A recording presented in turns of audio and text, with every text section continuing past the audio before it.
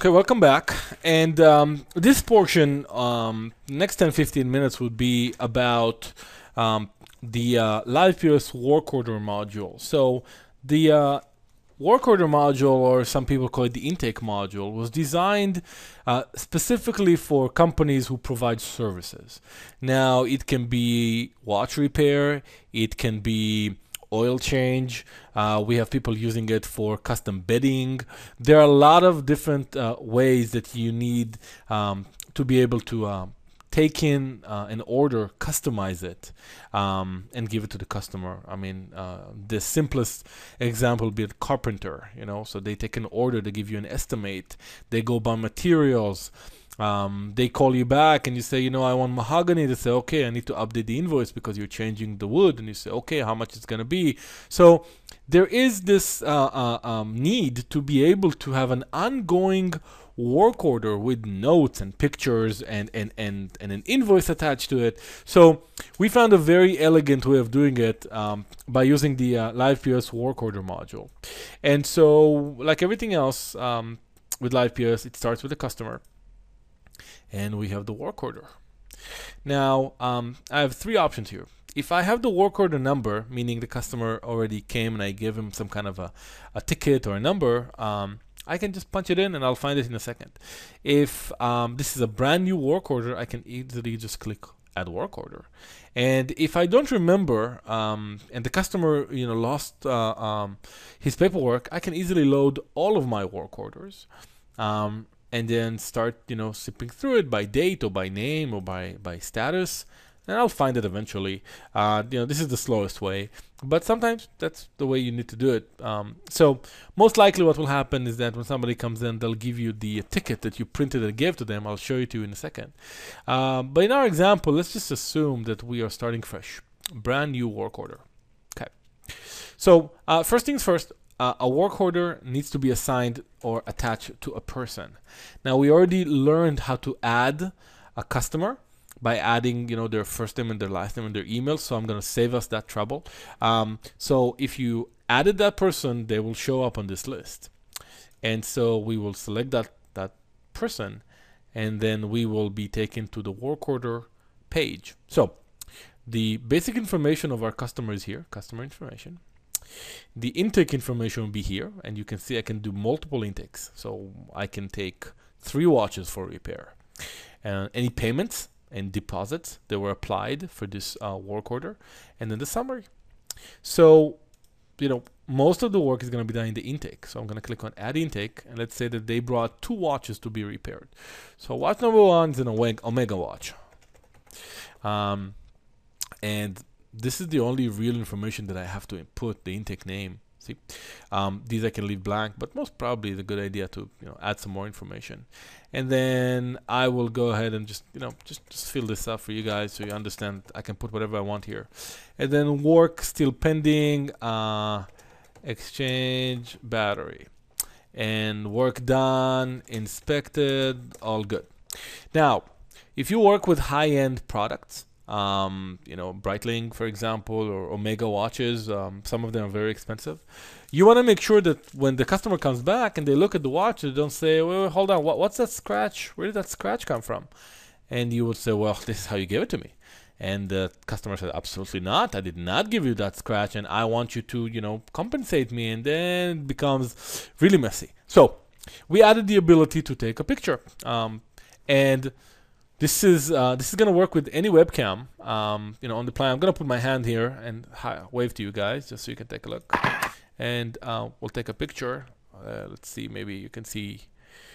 Here we go. Do another one. See my watch. Let's see. It's just a webcam, right? So any webcam works. Why is this important? Any webcam can take a picture, but not every webcam can give you the quality that you need. So if you are a jeweler and you're dealing with precious stones and diamonds, I strongly suggest that you spend the $200-300 to buy a professional scope that will take that picture in high definition. So when people come back, they don't tell you, hey, you switched out my stones, or God forbid anything like that. And that it definitely works. Any camera will work with this module. And if you are an iPhone repair person or something like that, then you can probably get away with a $50-$60 camera. I just don't recommend the $15 and $20 one. They're too cheap, they're too light, they don't give good enough of a picture. So according to your business, choose the right camera.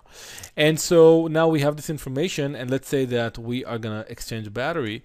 So on the items, I can find batteries. I don't have one. I'm just gonna add this, but obviously, if you upload the inventory, it will be there.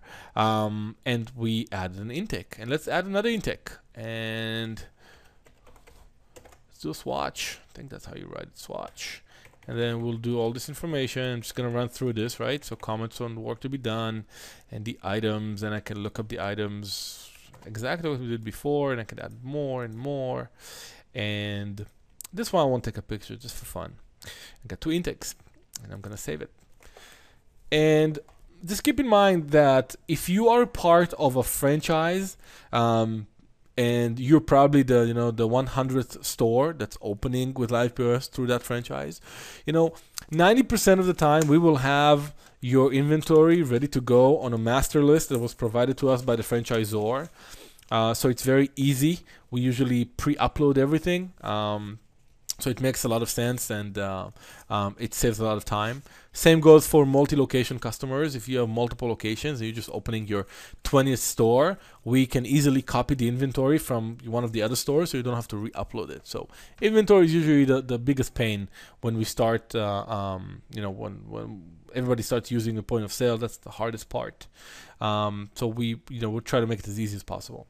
So the intake is done and no payment yet. And we'll take a look, and it's $131.99, and we tell the customer that's great. I'm going to 50% deposit, and they say okay. So we click payments, pay. Again, plain, simple English. Cash. We saw this screen before, right? And I can do the same thing here. Remember, I can do half cash, half credit, whatever I want. I'm just gonna make it simple on myself here and just collect $50 in cash, and I'm done. It's going to print an invoice, which you will hear in a second. There we go. And the payment's going to apply. Great. And now I want to give the customer what we call a service ticket. So some kind of a copy of the work order ID or the number, so we can easily find it later, and their information and my information, what they paid. So I'm just clicking on this print button. And this will basically print out the intakes, the work needs to be done, the work done, the products, everything into one nice ticket. And if you can hear that printer keep going, it's because it's automatically printing 2 copies. One for the customer to take, one for you to bind or to put in the bin of that product that's gonna go around your repair store, and that ticket, service ticket, will accompany that watch or that any repair that you do throughout the process until it comes back to be paid in full.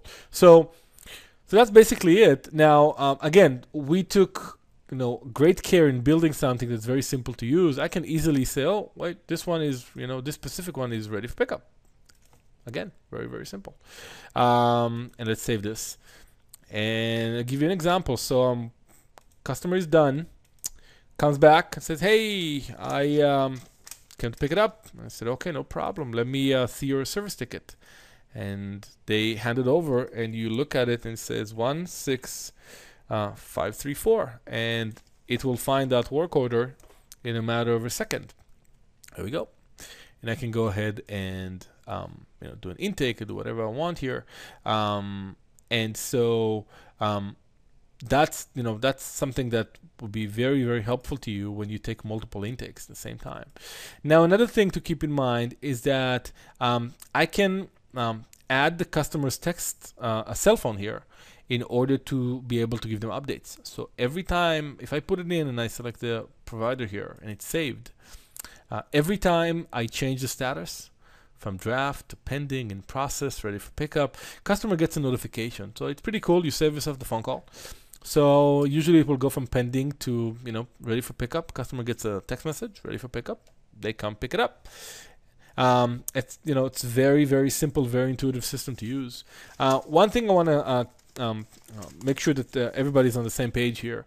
As long as it's in draft or pending or in progress or ready for pickup, as long as it's not completed, you can do whatever you want. You can come back after 6 months, but the customer decided to come pick up their watch, and add a payment or add a product to the intake while you're working on it. We'll do whatever you want. You can still, add and delete stuff while you're working on, no problem.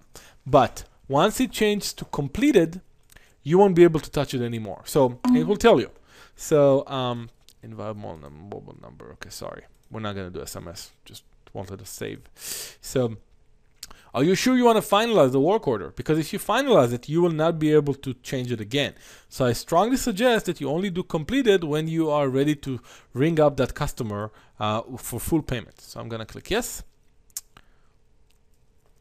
And now you will be able to see that I can't click this anymore. See, I can click go in and take a look at the picture and everything, but I can't change anything, right? I can't. And nothing here is going to save. It's just going to get stuck like this. So all this information here is just for show. I can take a look at the picture if I had it here, but I won't be able to add any more intakes, which is very, very important. So don't change it to completed until it's absolutely done and paid for. Now, see the pay button? That pay button is still there simply because there's an invoice, there's pending amount. Let's see how much. $76.49. So let's collect that via credit card. Here we go. Remember this page? Very simple. And we collect the payment. We can now divide the sale because we're done paying it between 2 employees. Maybe one of them is not in today. We saw that before. And printing receipt. And now the pay button went away because the invoice is completely paid for.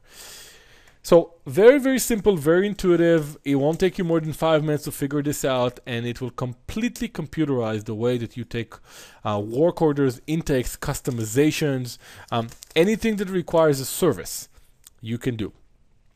So we're gonna take a few, maybe another 30 seconds of break here. We'll get some coffee, and when we come back, we will talk about a new feature that's coming out, which is called the serial number, and that's the ability to collect serial numbers. Now, for those of you who are in retail, collecting serial number when you sell iPhones and expensive laptops, that makes a lot of sense. I will show you also how you can use the serial number feature actually as a quick work order. As sometimes this can take too long.